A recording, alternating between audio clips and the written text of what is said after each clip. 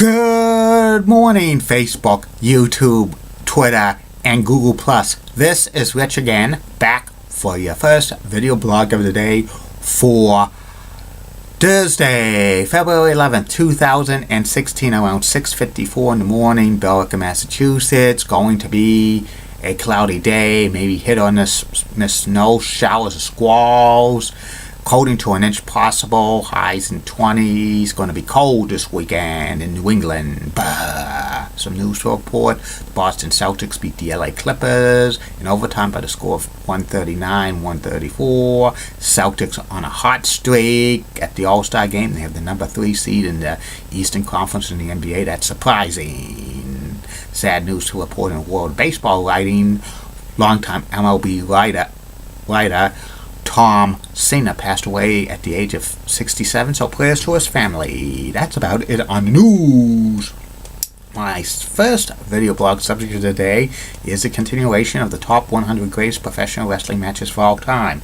Today I'm from number 50 through 41. And here they are, number 50 on this list of the greatest professional wrestling matches of all time. The 1995 Royal Rumble matchup, which was every man for himself. Every 60 seconds a new wrestler came in.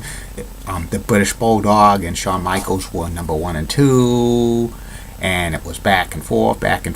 The ending had the British Bulldog throw out Shawn Michaels, but Shawn Michaels' both feet did not touch the floor. One foot was touching the floor, the other one was dangling. They played the British Bulldog's music, and Shawn Michaels powers up and gives the super kick or sweet chin music to Davey Boy Smith, eliminating him, and Shawn Michaels wins the 1995 Royal Rumble. Many people shit on the 1995 Royal Rumble matchup, saying it was too fast. Maybe it was, but when you look at it now, it was an awesome performance. Shawn Michaels and the British Bulldog probably could not do this for like over 75 minutes. Number 49 on this list of the greatest professional wrestling matches of all time. The American Dream, Dusty Rhodes against the Nature Boy, Ric Flair, at Starrcade 1985. It was for the NWA World Title. This was a culmination of Rhodes' feud with Ric Flair that started when Flair and Ole and Arn Anderson attacked Dusty Rhodes in a steel cage match at Atlantis Omni in September of 1985. Back and forth match. Referee gets knocked out, and the Andersons try to interfere, but Dusty holds him at bay. Dusty pins Flair for the 1-2-3. Supposedly he wins the NWA World Championship. All of the faces come out and congratulate Dusty. The next week on television, the titles reverse back to Flair in a Dusty finisher, but this was an awesome match. Number 48 on this list of the greatest professional wrestling matches of all time. Shawn Michaels facing off against Razor Ramon at ladder match at SummerSlam 1995 on August 27th. It was an awesome ladder match. Razor Ramon played the sublet heel, and Shawn Michaels in the end beat Razor Ramon, getting the belts. This was action-packed, and afterwards both of them shook hands. Number 47 on this list of the greatest professional wrestling matches of all time. Mr. Monday Night, the whole effing show. Wow, Van Dam facing off against Joey Lynn at ECW's Hardcore Heaven 1999. This was an awesome match. It was for the ECW World Title. Joey Lynn and Rob Van Dam had some classic matches, and this one was the best of them all. RVD beats Joey Lynn to retain the TV title, and afterwards they shake hands. Number 46 on this list of the greatest professional wrestling matches of all time. The most electrifying man in sports entertainment, The Rock, facing off against the Game, Triple H, for the WWE title in an Iron Man match at Judgment Day 2000 with Shawn Michaels the referee. 60 minutes. Most pinfalls win the match, and was a back and forth match. Ending had The Undertaker return in his American Badass gimmick, which I really didn't care for.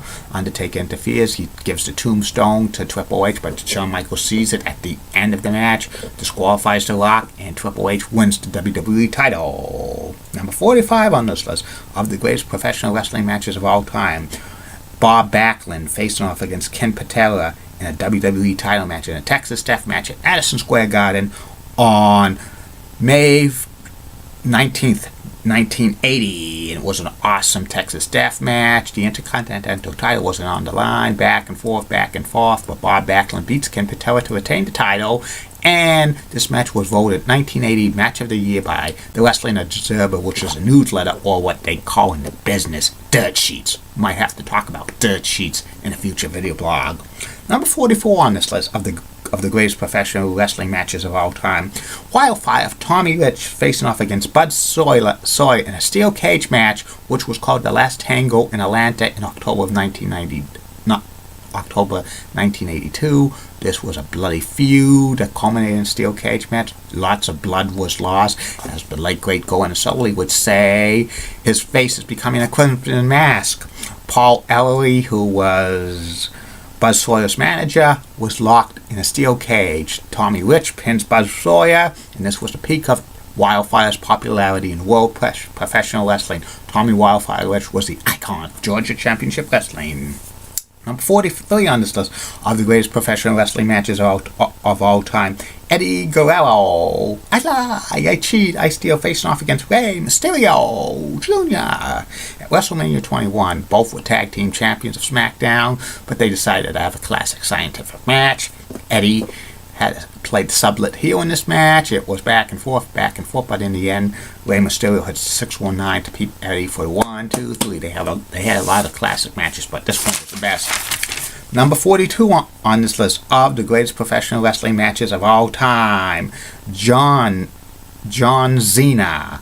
You can't see me facing off against the most electrifying man in sports entertainment, The Rock.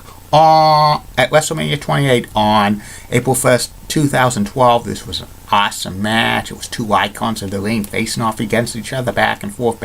In the end, the Rock pinned Cena with the rock bottom for the 1, 2, 3. And number 41 on this list of the greatest professional wrestling matches of all time, Hulk Hogan facing off against the Iron Sheik for the WWE Championship at Madison Square Garden on January 23rd, 1984. Hogan pins the Sheik with the big boot after getting out of the camel clutch, and the leg drop for the 1, 2, 3. Hogan becomes WWE Champion for the first time, and Hulkamania is here. It was born at Madison Square Garden in January 1984.